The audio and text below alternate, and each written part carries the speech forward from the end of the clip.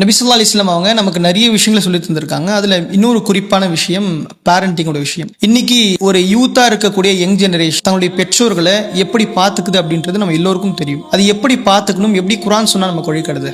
யா ஷபாப் அல் உம்மா, இந்த உம்மத்துடைய வாலிபர்களுக்கு சொல்லக்கூடிய மிக முக்கியமான விஷயம் இந்த நேரத்தில் அதுதான். அதோடைய சிறப்புகளையும் இதோடைய வசனங்களையும் நிறைய சொல்லலாம்.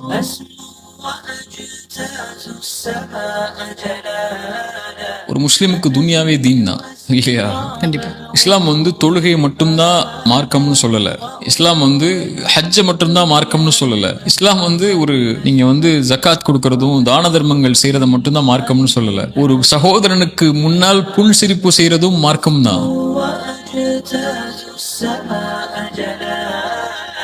உதாரணமா ஹம்ர், இந்த ஆல்கஹால் அப்படின்றது இன்னைக்கு ரொம்ப நார்மலைஸ் ஆயிடுச்சு. இதை பத்தி இஸ்லாம் என்ன நம்மளுக்கு வலியுறுத்துது? மது அப்படிங்கிறது ஹம்ர் அப்படின்னா மஹாமர் அல் அக்ல் அப்படின்னு சொல்லுவாங்க. மூளையை மயக்கடிக்கக்கூடிய ஒன்றுதான் மது. ரசூலுல்லாஹி ஸல்லல்லாஹு அலைஹி வஸல்லம் சொன்னாங்க, லஅன ரசூலுல்லாஹி ஸல்லல்லாஹு அலைஹி வஸல்லம், அல்லாஹ்வுடைய தூதர் ஸல்லல்லாஹு அலைஹி வஸல்லம் சபிச்சாங்க குடிப்பவரை, வாங்குபவரை, விற்பவரை, ஊத்தி கொடுப்பவரை, சுமப்பவரை, அதை தயார் செய்பவரை ரசூலுல்லாஹி ஸல்லல்லாஹு அலைஹி வஸல்லம் எண்ணிக்கிட்டே இருந்தாங்க. யாரையும் விட்டு வைக்கல. அல்லாஹ் கேட்க சொல்ல ஜிப்ரீல், கேள் அவர் ஏன் அழுகிறார்னு சொல்லி. ஜிப்ரீல் அலைஹிஸ்ஸலாம் கேட்கறாங்க ரசூலுல்லாஹ்ட்ட, யா ரசூலுல்லாஹ் ஏன் அழுகிறீங்க? ரசூலுல்லாஹி ஸல்லல்லாஹு அலைஹி வஸல்லம் சொல்றாங்க, யார் இதை கேட்க சொன்னானோ அவனுக்கு தெரியும் நான் ஏன் அழுகிறேன்னு சொல்லிங்கிறாங்க. சுப்ஹானல்லாஹ்.